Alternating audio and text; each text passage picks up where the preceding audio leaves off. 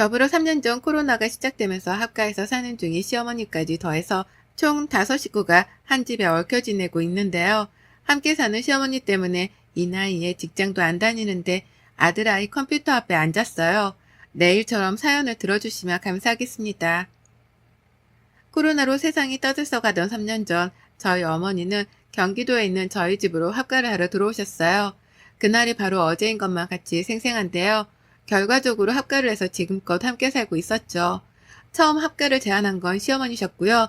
평소에도 아이들이 좋다는 걸 이유로 들먹이며 합가를 하고 싶다는 말씀을 자주 하던 어머님이셨습니다. 결혼 초부터 시아버지께서 몸이 불편하셔서 병원을 자주 들락거리셨는데요. 그것 때문인지 혼자 남편 뒤치다거리를 하면서 집에서 지내는 것이 힘들다고 하소연을 자주 하시더라고요. 적적하고 외롭다면서 말이죠. 하지만 저희 부부도 애들 둘 키우며 바쁘게 사느라 합가를 한다는 것 자체는 꿈도 꿀 수 없었답니다. 시어머니의 시아버지까지 모신다고 생각을 하니 저희도 분명 부담은 컸었거든요. 물론 합가 자체가 싫은 게 가장 큰 이유이긴 했지만 말이죠. 그렇게 3년 전까지 틈만 나면 합가 얘기를 꺼내는 어머님의 말씀을 못 들은 척 하면서 잘 버텨왔었습니다. 애들이 학교에 들어가고 나서부터는 학부모가 된 저까지 덩달아 바빠져서는 더욱 어머님에 대해서 신경을 쓸 겨를이 없었네요. 남편이 대신해서 시아버지 병간호를 하며 시어머니도 간간히 챙겼고 제가 하는 일이라고는 며느리로서 안부 인사 정도를 주기적으로 해드리는 것뿐이었어요. 저에겐 제가 챙길 제 부모님이 계셨으니까요. 그러다 코로나가 터진 후 시아버지가 돌아가시게 되며 상황은 아주 급격하게 달라졌습니다. 코로나 때문에 돌아가신 건 아니었지만 아버님 병세가 악화되어 갑작스레 상을 치르게 되었었죠. 그리고 난 후 시어머니는 혼자는 죽어도 못 산다며 남편을 부여잡고 대성통곡을 하시더라고요. 이렇게 살 바에야 그냥 차라리 죽는 게 낫겠다는 심한 말씀까지 하면서 말입니다. 그 후 남편은 시어머니에 대한 걱정의 정도가 달라진 건지 급하게 시댁을 처분하고 시어머니를 집으로 모셔왔어요. 그렇게까지 한 달이 채 걸리지 않았었죠. 저에게는 정말 황망한 때였답니다. 30에 결혼해 남편과 오랜 시간을 함께 살아오면서 충분히 존중받고 사는 줄 알았는데 시어머니를 모시고 사는 문제를 한마디 논의조차 하지 않고 멋대로 결정을 했다고 생각하니 화도 치밀어 올랐었죠. 배우자에게서 받은 배신감도 이루 말할 수 없었고요. 하지만 별 수 없었습니다.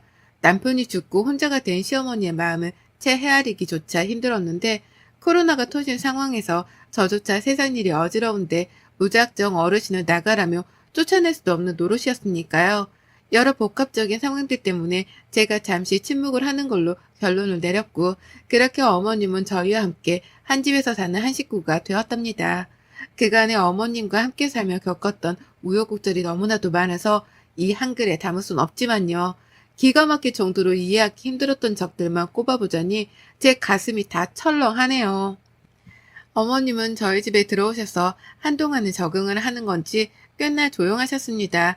마치 눈치를 보는 사람처럼 평상시에 좋아라는 손주, 손녀들한테도 말을 아끼셨고 당신 아들이 집에 들어와도 눈인사 정도만 하시는 등 저희가 시어머니 눈치를 보게까지 만드셨답니다. 기분이 괜찮으신 건지 어디 불편해서 저러시는 건지 등등 오만 가지 생각이 들게끔 하셨었죠. 남편도 괜히 제가 집에서 눈치를 먼저 주는 바람에 어머님이 편하게 지내지 못하시는 게 아니냐며 핀잔을 주기 시작했고 그쯤 되니 저도 괜히 잘못을 한 것만 같더라고요. 시어머니가 정말 나 때문에 내 눈치를 본다고 말이 없는 건가 하고 말이죠. 그런 상황이 여러 번 반복이 되고 남편으로부터 의논차는 의심과 오해를 사게 되며 저도 더 신경을 쓰게 되었답니다. 시어머니께 말 한마디라도 더 걸어보고 어머님이 좋아를 하실 만한 간식거리라도 내어드리면서 최대한 집안에서 어머님과 사이좋게 지내보려고 애를 썼어요. 왜 눈치를 보는지는 모르겠지만 처음엔 말씀도 없고 웃음도 없으셨던 어머님께서도 제가 적극적으로 관계 개선을 해보려고 나서기 시작하면서부터는 서서히 말씀도 많아지셨고 그때부터 애들과 웃는 등 평소다운 모습을 보이기 시작하셨답니다. 평소에는 정말 말이 많은 분이셨거든요. 아무튼 그렇게 집안에서 저의 적극적인 보살핌 아닌 보살핌을 받기 시작하신 어머님은 그때부터 달라지기 시작하셨습니다. 이제는 저의 집을 완전히 자신의 집이라고 생각을 하기 시작한 거죠. 그리고는 본성도 드러나더라고요. 처음에 눈치 보며 집안 동태를 살피신 것이었고 그 후에는 본격적인 집안 어른 행세를 하신 거죠. 위덜은 아니 가장 나이 많은 노인답게 말입니다. 가장 큰 문제는 아이들을 가르치는 교육 가치관이었어요. 부모인 저랑 남편이 괜찮다는데도 불구하고 시어머니가 애들 교육에 관여를 하려고 드시더라고요. 제가 애들 아침에 꼭 먹이면서 키웠고 다만 애들이 밥 먹는 걸 굉장히 부담스러워하고 또 첫째 아이 같은 경우에는 배탈이 자주 나는 편인지라 아침에는 최대한 간소하게 먹였습니다. 코로나로 등교를 못하고 원격 수업을 할 때에도 삶은 계란이나 고기를 얹힌 죽을 내어주면서 아침을 부담스러워하지 않게 하려고 노력했죠. 그런데 어머님은 그걸 가지고서 아침 밥상머리 교육을 잘 못 시키고 있다며 저를 혼내키시더라고요. 그러면서 애들한테는 자고로 밥은 팍팍 퍼먹어야 크는 건데 니들 엄마가 잘못하고 있구나 라고 하며 억지로 밥을 몇 숟가락씩 더 떠먹이곤 하셨답니다. 당연히 애들이 먹기를 거부했고 또 싫어했죠. 제대로 된 반찬도 나오지 않았는데 밥부터 퍼먹으라면서 밥그릇에 밥만 주니 어떤 애들이 그걸 좋아라 하며 먹겠냐고요. 하지만 어머님은 그걸 가지고서도 애들이 밥상머리 교육을 못 받아서 안 먹는 거라며 큰 소리를 내셨답니다. 저도 그렇고 애들도 그렇고 기분이 나쁠 수밖에 없는 취급이었죠. 또 다른 문제는 저하고 다른 어머님의 생활 습관이었는데요. 어머님이 글쎄 남의 물건에 손을 참 쉽게 대시더라고요. 꼭 도둑마냥 말입니다.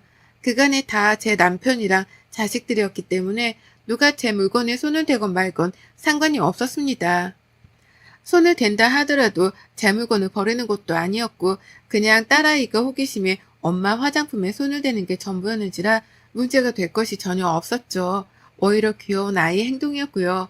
그런데 시어머니가 집안에 들어오신 후로는 너무나 많이 신경이 쓰이기 시작했어요. 첫째로 어머님은 제 물건에 손만 대는 게 아니라 멋대로 버리는 행동까지 시전하셨답니다. 며느리는 딸도 아니고 엄연히 남이기에 며느리 물건에 손을 댈 때 허락이라도 받으면 좋으시란만 그런 애이 따위도 전혀 없으시고요. 그렇게 손을 대고 난 후 멋대로 필요 없는 물건일 것이라고 판단을 하고서는 그걸 그냥 버려버리시더라고요. 그렇게 버려진 제 옷이랑 화장솜, 팩트 쿠션, 그리고 매니큐어가 한 바가지였습니다. 애들이 마냥 어린 갓난아이도 아니고 저도 기분 전을 삼아 손톱에다가 살 색깔이나 투명 색깔의 매니큐어 정도는 생각날 때 한 번씩 바르는 편이었는데요. 그것마저도 어머님은 얘 엄마가 사치이고 주접떠는 짓이라며 버리셨어요. 옷도 며느리가 뭘 입는지 구경을 하고 싶었다며 옷장을 열어보고서는 조금이라도 무늬가 있어 보이는 건 교양없어 보인다는 말씀을 하시며 버리셨고요.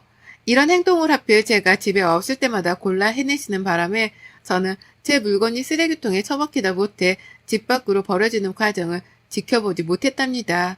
그리고는 뒤늦게야 눈치를 채고서 시어머니랑 입씨름을 하며 혼자 혈압이 치솟아 오르곤 했죠. 어머님은 일방적으로 자신이 맞는 선택을 했다고 주장하시며 전혀 죄책감 같은 것도 가지질 않으셨고요. 어디서부터 문제였는지 이제는 정확히 기억도 나질 않습니다. 시어머니가 도대체 왜 저러시는지에 대해서 이제는 이해를 할 힘도 없고요. 그저 남의 물건에 손을 댈 때 제발 허락이라도 받아주셨으면 싶은데 그런 기본마저 바라는 게 사치라는 걸 잘 알았는지라 어머님에 대해서는 거의 체념을 하다시피 내려놨어요. 그런 사람과 한 집에서 살아간다는 건 정말이지 괴로운 일이었고 그걸 증명하듯이 저는 언젠가부터 40 초반인데 머리카락이 빠져나가기 시작했네요. 자고 있으면 베개 위에 머리카락이 한 움큼씩 빠져있는데 병원을 가보니 스트레스가 원인이라는데 시어머니 때문에 이 나이에 스트레스를 받다 못해 머리카락까지 빠지다니 생각할수록 차차하고 내 부모님을 볼 면목이 없었어요. 잘 사는 모습만 보여드리고 싶은데 뵐 때마다 나이가 팍팍 들어가는 모습을 보여드렸거든요. 친정 부모님까지도 걱정이 많으실 수밖에 없었답니다. 이런 시어머니하고는 정말 끝없는 전쟁을 한 집안에서 이어가는 중이었어요. 언제 끝날지 모르겠다며 저 스스로도 이 싸움의 끝을 감히 짐작조차 못하고 살고 있었는데요. 문제 덩어리인 시어머니가 큰 건 하나를 해내고야 마셨답니다. 지금 생각해도 열불이 나서 손이 파르르 떨리네요. 제가 너무 괴롭고 힘든데 어디다가 스트레스를 풀어야 하나 고민을 하던 중 피부 관리를 시작했어요. 저희 친정엄마가 저 볼 때마다 주름살이 너무 늘어간다며 가슴에 피멍이 드는 심정이라며 괴로워하고 난 후부터였죠. 내가 시어머니 때문에 빠른 노화를 겪고 있는데 이 모습을 친정엄마한테 계속해서 보여드리기만 할 수는 없다 싶었습니다. 그래서 내가 할 수 있는 한 피부 관리도 하고 내 자신을 가꾸면서 엄마한테도 딸이 예쁘게 나이 들어가는 모습을 보여드려야겠다 결심을 했어요. 그때부터 남편이 주는 용돈을 쪼개 제 화장품 사는 데에 쓰기도 했고요. 샤워하고 나와서 직접 만든 팩을 얼굴에 바르고 또 화장품으로 피부 관리도 하다 보니 언젠가부터는 자기 관리를 하는 그 시간이 너무 행복했습니다.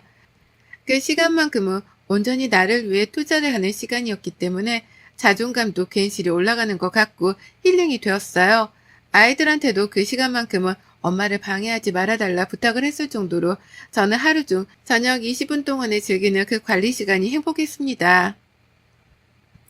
근데 저희 남편이 고생시켜서 미안하다며 비싼 화장품 브랜드의 로션 하나를 사줬던 게 있었는데요. 아, 정말 이게 언젠가부터 줄어드는 속도가 너무 빠른 거예요. 비싸서 아깝다며 아끼고 아껴가며 쓰던 중이었는데 다음날 쓰려고 보면 농담이 아니라 무슨 로션이 0.5cm씩 줄어들었습니다. 그 정도 용량이 줄어들려면 펌프를 적어도 5번에서 10번은 했어야 할 텐데 그 속도로 로션이 줄어들어 갔어요. 그러니 눈에 확 띄는 바람에 눈치를 챘고 전 단박에 알아차렸죠. 이게 다 시어머니의 짓이라는 거 말입니다. 어머님 말고는 이 짓을 할 사람이 없었어요. 혹시나 싶어 저희 딸아이한테도 물었지만 아이한테선 엄마 그거 엄청 아끼는 거잖아 라고 하면서 엄마가 아끼는 물건에는 손을 안 댄다며 말해주더라고요. 어린아이조차 이런 생각을 가지고 있는데 시어머니란 사람은 그 나이에 도대체 무슨 짓을 하고 계시는 건지 생각할수록 화가 났지만 제 비싼 로션은 계속해서 줄어들어 갔습니다. 일전에도 제 매니큐어나 화장품에 몇 번씩 쓰거나 버리는 등 손을 댄 적이 많았는데요. 이번만큼은 너무 아깝더라고요. 일단 남편이 사준 화장품이기도 했고 제 용돈으로는 절대 사지 못하는 비싼 브랜드였기 때문에 저도 속으로 너무 아까워 미치는 줄 알았습니다. 그래서 더더욱 시어머니께 손대지 말라고 빨리 경고를 날릴 참이었어요. 그리고는 어머니께 하루 날을 잡아 물었습니다. 혹시 내 로션에 손을 대냐고 말이죠. 용량이 매번 빠른 속도로 줄어든다며 제가 직접 핸드폰으로 매일 밤마다 찍었던 사진까지 보여줬습니다. 전날 이만큼 썼는데 다음날 이만큼밖에 남아있질 않는다고 하면서 혹시나 시어머니가 잡아떼실까 싶어 증거까지 보여주면서 대화를 시도해봤는데요. 상상 이상으로 어머님은 뻔뻔하시더라고요. 오히려 적반하장으로 제게 나를 도둑 취급하는 거야 너? 라고 하며 기분이 굉장히 더럽다는 듯 불쾌한 표정을 지어 보이곤 화를 내셨답니다. 내가 비록 합가를 해서 살긴 하지만 그렇다고 네가 나를 기생충 취급하는 거를 못 본다. 내가 내 집 팔고 가져온 돈이 얼만데 넌 꼴랑 그 로션 하나 쓰는 걸로 생사람을 잡고 그러니? 라고 덧붙이면서까지 말이죠. 어찌나 생사람 잡는다고 유난을 떠시던지 오죽했음 제가 정말로 생사람을 잡는 중인 건가 싶어서 시어머니의 언변에 휘둘릴 뻔도 했어요. 다만 저는 시어머니를 지난 3년 내내 겪어왔었기 때문에 이번에도 분명 어머님이 한 짓이 분명할 것이라고 확신을 했죠. 다만 물증이 없었을 뿐 말입니다. 그러다 제가 괜찮은 생각을 해냈어요. 이미 시어머니가 못 찾으시도록 로션병을 화장대 서랍 안 깊숙한 곳에 숨겨놨는데요. 그냥 혹시나 싶었지만 시어머니가 또 로션을 발견하고서는 써버릴 상황을 대비하기 위해서 일부러 로션병 안에 있는 내용물을 모조리 다 일회용 로션통 안에다 옮겨버렸답니다. 그리고는 기존의 로션병 안에다가는 밀가루를 살짝 섞은 물을 대신해서 넣어버렸죠. 겉보기에는 영락없는 로션과도 비슷해 보였고요. 이 짓을 하면서도 내가 이렇게까지 해야 하나 싶어서 화멸이 나긴 했으나 전 또다시 내 물건이 시어머니 손에 만져지는 걸 원치 않았는지라 일단은 시도를 해봤습니다. 쓰고 이상하다 싶으면 본인도 하던 행동을 멈추시겠거니 하면서 말이죠. 그런데 그날 밤 바로 반응이 나왔어요. 제가 먼저 샤워를 하는 로션을 발랐고 잠들기 전 작은 내 숙제를 봐준다면서 애들 방에 잠깐 들어가 있었는데요. 그 사이 샤워를 마친 시어머니가 제 방으로 들어가셨던 모양이더라고요. 전 어머님이 소리를 치며 저를 찾으시기 전까지도 이 사실에 대해서 몰랐습니다. 막 작은 애랑 대화를 하고 있는데 밖에서 시어머니가 서윤이 엄마 어딨어? 빨리 좀 나와봐! 라고 하면서 저를 급하게 찾으셨어요. 어머님이 원래 정색할 일이나 저와 국거리를 두려고 하는 일에는 저희 딸 이름을 넣어서 누구 엄마야 하고 부르시거든요. 이번에도 딱 그런 상황이었답니다. 나가보니 어머님은 제 로션병을 아주 당당하게 들고 계셨죠. 너 이거 뭐야? 이 안에 든 게 뭐야? 이거 왜 이래? 내가 이걸 팔랐는데 순간 얼굴이 굳어지면서 뭐가 힘을건 게 올라오는데 이거 뭐냐고 빨리 말 안 해? 라고 하면서 로션병 안에 든 내용물의 정체를 물으시더라고요. 제가 밀가루 섞어놓은 물인데 그걸 귀신같이 알아내신 겁니다. 얼굴에 펴 바르자마자 냄새도 이상하고 물이 마르면서 밀가루가 얼굴 위에 쌓이며 껍질 같은 게 생겨서는 껄끄러워졌다는 이유로 눈치를 까신 거였죠. 그리고 저는 그때다 싶어 아주 당당하게 물었어요. 뻔뻔한 시어머니께 당당하게 받아친 거죠. 왜 제 물건에 손대세요? 그거 제 로션인데 그걸 왜 바르세요? 남의 허락도 없이? 라고요. 어머님은 순간 아차 싶었던지 잠깐은 말을 잇지 못하셨지만 이내 말씀하셨습니다. 지금 그게 문제야? 이게 뭐냐고! 이거 왜 이래? 라고요. 그리고는 저한테 뭐가 들었는지 빨리 말을 하라고 하시는데 제가 그걸 순순히 대답해 줄 리가 없었죠. 왜 남의 걸 만지시냐니까요? 그 대답을 먼저 해주셔야 하는 거 아니에요? 라면서 더욱 깊게 파고드는 질문을 던졌더니만 어머님은 아우 짜증나! 라고 거품을 불며 화를 내셨습니다. 그리고는 이게 진짜 뭐냐니까? 라며 마치 음식물 찌꺼기 물이라도 얼굴에 묻었다는 듯이 손사래를 치시며 화장실로 달려가셨어요. 세수를 하기 위해서였죠. 그리고 저는 어머님을 따라 화장실 문 앞까지 쫓아가서는 말씀드렸습니다. 그러게 왜 남의 화장품을 건드리셔서 그거 밀가루 탄 물이에요. 피부엔 별 탈 없으니 너무 겁먹지 마세요. 라고요. 시어머니는 너무 황당하셨는지 저를 쳐다만 보셨고 저는 그런 시어머니께 싱글생글한 표정을 보이면서 똑같이 노려봐 드렸습니다. 뭐 어쩌거냐는 표정으로 말이죠. 그러니 어머님이 알아서 눈을 피하시더라고요. 이번에 밀가루 섞은 물에서 끝이 났지만 다음번에는 피부에 독이 될 약이라도 탈지 모른다 싶으셨는지 걱정이 한가득이라는 표정으로 세수를 하셨어요. 그리고 그날 어머님은 세수를 다 마치고 나오자마자 제게 앞으로 화장품에 손 안 댈 테니 이상한 거 타놓지 말라 경고스러운 부탁을 스며시 날리셨습니다. 화장품 말고 다른 것에도 장난질을 쳐놨을까 싶으셨는지 불안한 기색이 가득한 채로 절 바라보시더라고요. 부탁을 하시면서 말이죠. 그래서 전 하는 거 보고 판단하겠다고 했습니다. 내 집에서 내 맘대로 뭔 짓을 할지 모르니 싫으면 싫은 사람이 나가라는 말씀도 드렸죠. 제 딴의 행동 거지를 똑바로 하는 경고였는데 우리 어머님 그 말을 잘 알아먹으셨더라고요. 그 후부터는 제 물건에 절대로 손을 대지 않기 시작하셨답니다. 급기야 이제 완전히 저에게 백기를 드셔가지고요. 혹여나 며느리가 또 무슨 물건에 장난질을 쳐놨을까 싶어 겁부터 먼저 먹으며 행동하기 시작하셨어요. 당신 수건 닦는 데에도 혹여나 싶으셨는지 수건을 찬찬히 살펴보시고 나가기 전에 신발 속까지도 눈으로 훑어보곤 신으신답니다. 제가 설마 발에다가 신는 신발 안에 바늘이라도 꽂아 놓았을까 싶으셨던지 하루는 신발을 신지 못한 채 몇 번을 확인한다며 손가락부터 집어 넣으시더라고요. 그걸 뒤에서 보고서는 뭐 하는 중이세요? 라고 물어를 보니 어머님은 이게 다 저 때문에 시작된 일이라는 것 마냥 뚱한 표정을 지으신 채로 말씀을 하셨답니다. 네가 내 마음을 아냐? 라고 말이죠. 그러면서 차마 며느리 기분을 상하게 할까 싶어 더 쓴말을 못하겠고 속은 열불이 터져서는 겨우 인내를 하며 찡그린 표정으로 후다닥 밖을 나가버리셨죠. 밀가루 섞인 물의 여파가 크긴 컸는지 별의 별것에도 눈으로 확인부터 하고서는 행동을 하시는데 그 불편함이 저에게까지 느껴지는 게 너무나 통쾌하네요. 불편해 죽겠다며 뭘 하거나 씻거나 먹을 때마다 눈을 개스름하게 떠서는 확인부터 찬찬히 하시는데 저 의심병을 당장 고치지 못하면 어머님이 앞으로 참 많이 힘드시겠구나 싶었습니다. 사는 게 얼마나 피곤하고 역할까 싶어서 제가 다 불편해 죽겠더라고요. 물론 그런 시어머니를 보는 심정은 통쾌한 뿐이지만 말이죠. 그래서 저는 앞으로도 더 불편하시라고 장난기 가득한 표정으로 당분간 지내보려 합니다. 밥을 먹을 때에도 일부러 괜한 의미심장한 표정을 지어 보이면서 시어머니를 불안하게 하고 또 써보시라면서 안마기를 건네드릴 때조차도 어떤 일이 일어날지 두고 보자는 장난꾸러기 같은 표정을 지어 보이면서 어머님을 긴장케 만들려고 해요.